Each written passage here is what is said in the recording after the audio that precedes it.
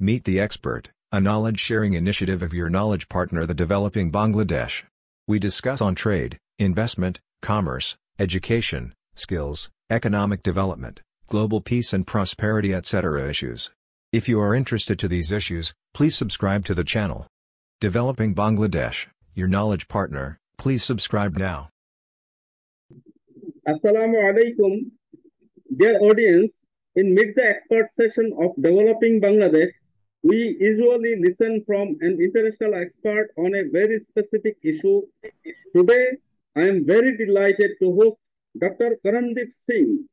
He is founder of ROAR India, and he is working with the Sustainable Development Goals of the United Nations during last couple of years. Today, we will be listening how education could make sustainable. Today, we are working with education everywhere. Lots of branches of education are there. A local medium, English medium, local version, English version, some of madrasa education, technical education, vocational education, general line education, higher study, tertiary level education, business education, science education. But how this education could make career-oriented, career-focused, how to ensure the sustainability of education. Today, we'll be listening in details from our resource person, Dr. Karandeep Singh. So before further I do, I would like to humbly request you, sir, could you please introduce yourself with me and my audience? Thank you, Mr. Jonathan. Thank you for inviting me into this series. And first of all, I would like to congratulate you on developing this series and bringing different experts to talk about different elements. So just to take you through my journey, I have been associated with primarily working in the education industry, but it has also been a mix of working with corporate education, and it has eventually turned into working with international bodies like United Nations and national Indian bodies like National Institute of Transforming India, which is called NITI Aayog. I did my master's from Oxford University, after which I did my post-graduation in medical education from Harvard back in Boston, Massachusetts. And before getting into education full-time, I did my postgraduate teacher training from Cambridge. I have been working with the Cambridge IGCSE and Cambridge University Board almost for now 8 years in different positions. Apart from that, I've been working as a principal director to different K-12 segments. From the K-12 segment, I've made my transition to edtechs. I've had the opportunity to start at least 2 to 3, edtech companies in India's IT hub back in Bangalore. And recently, after completing my PhD, I've also started working in colleges and universities with MBA students, primarily business being my forte, and entrepreneurship actually being my area of expertise. So I am also currently involved in a similar role of a similar capacity. And what I would like to point out today, actually, which is very critical, as you mentioned, is I have been representing India as an ambassador to the United Nations for the Sustainable Development Goals. And I've gotten this opportunity to do this through NITI Aayog, which is a central government body. And especially for most of the developing nations like ours, India, or Bangladesh, Pakistan, Afghanistan, most of the Southeast Asian countries, there's a lot of focus now on obviously the factor that we are trying to achieve these sustainable development goals. There's 17 of them by 2030, because they're all actually interestingly interlinked. And as we discuss forward, I will take you through them. And my mission has been now, along with the international ambassadors across the world, to how do we rather bring this sustainability into schools and colleges and into the curriculum, so that students can actually study it parallelly, in a transdisciplinary way with the curriculum that they follow. It doesn't matter which curriculum they follow or syllabi. This is something that we realize is very critical, because at the rate at which the climate change is happening, these are the children who are going to be our leaders for tomorrow. So if we are not able to educate them on how to face, let's say, the next 10 years, it's going to be a challenge for them. And of course, it's not their fault. I should always put this disclaimer, in any interview or session, that the climate problem or the environmental problem is a product of the last 40 years, but it is going to be this generation and the next 10 years, which is probably going to have to take the burden of fixing it. So it's our responsibility as educators to try and, bring them the right kind of tools to face next decade. So that's more or less my profile. I would be happy to share more details about it as we go along in our discussion. Thank you. Thank you very much, sir. It's very humble, precise, but to the point introduction. So, actually, the global leaders set the Millennium Development Goal in the year 2000. Up to 2015, countries, developing countries or least developed countries, they fight. And of course, we have achieved lots of things from the Millennium Development Goal.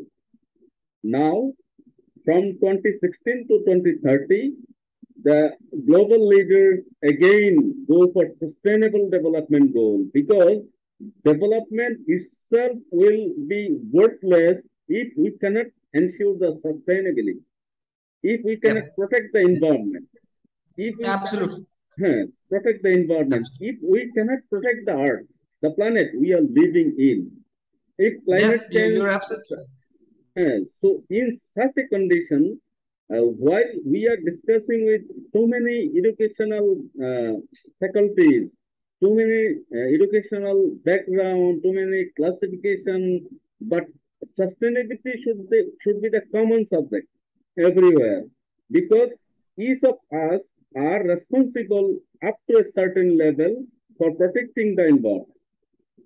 So the awareness should be made, the educational qualification and every other faculties of education is useless if the planet will not be sustained. Yes. So in such a condition, today we are very lucky to host you. Could you please present your presentation today first? Then we will go for question and answer session. I would like to humbly request you to present your papers. I will. Thank you for that. And before I present to you, I wanted to share some very important points, insight actually with you, that see what's happening is, as you rightly pointed out, sustainability has to be the core. And see, now being on the other side of the coin, not just working, for organizations, also working internally to look at what is the data. So you will be pleasantly surprised to know that sustainability as not just an educational forum, sustainable workplace, sustainable corporations, every organization, whether you're in a corporate, let's say, whether you are working in fashion, whether you're owning a gym, or whether you're in fitness, all of the industries, regardless of which prototype they have originated from, are all now trying to create a new vertical, a new dimension which has sustainability to its core. So what is happening is that all of the big names, corporations, let's say Meta or Bill Gates or Melinda Gates Foundation, they're all realizing that the next 10 years of let's say corporate life or business development is only going to happen if we are able to align business output with sustainable measures. So it is not just actually, interestingly, of course, for educationists, it's very critical because we know the future. We look at facts. But even for the corporate world, it has become the number one important critical element because their brand identity depends on it. So 95% of the businesses in the last, I would say, 1.5 years are now trying to bring in, I've had the opportunity of counseling and working with a lot of corporates to give them a perspective of how to go into the sustainable work environment. How do we start from there, and then how do you create an ecosystem where you are able to create a sustainable workspace. And then how do you create a system where we talk about corporate responsibility projects?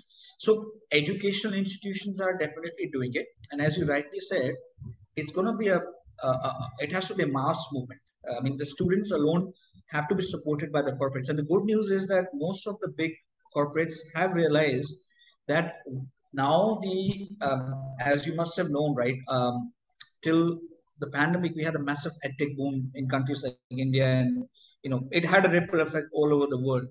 Interestingly, now statistics are speaking that more than 65% of investments across developing and developed nations are all moving towards projects which are aimed at sustainable form of life, whether it's a person who invents a sustainable motorcycle which runs on electric power or batteries, whether there's a zero waste bakery, or so all of the investors are now looking to pull in capital into businesses that have a future where they can see that, okay, there is a 10-year sustainability model which can actually practically work. So what I'll be sharing with you today is that I'll be taking you through the actual official United Nations 17 sustainable goals, and we'll be talking about them a little bit, which will give anyone who would be watching this a lot of insight into how critical it is to their life, and interestingly, how all these 17 are all interlinked to how we live. So education is one of them, but education is like a ripple effect. It connects to everything. So just bear with me. I'll share with you the official website that we use when we from the United Nations talk to our whenever we talk to any of the counterparts, that what are the sustainable development goals. So we're just going to play a short video. I hope it loads. Just bear with me for a second, and I think we should be able to get the audio on.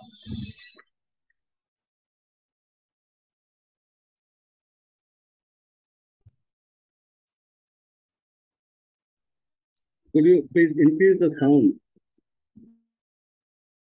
Sorry? It is not audible now. It's not audible? No, it is not audible. Could you please increase the sound? Okay. Is there any setting where I probably can't play YouTube videos? Hang on, I have an idea. Just bear with me for a second. I'll just open it on YouTube separately and play it from there. Let me know if you get, because I'm playing it from the United Nations website. So I'm just going to play it again. Please let me know if it's audible now. Okay.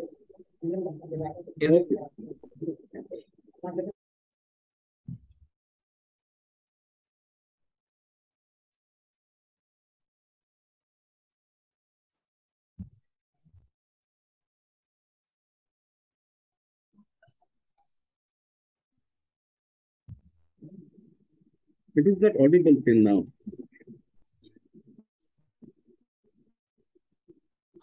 Actually, the volume is full. Developing Bangladesh, your knowledge partner. We take care of trade and investment, education and skills, economic diplomacy and economic development. If you would like to keep you updated on these issues, please subscribe to Developing Bangladesh. Thank you very much for watching till the last.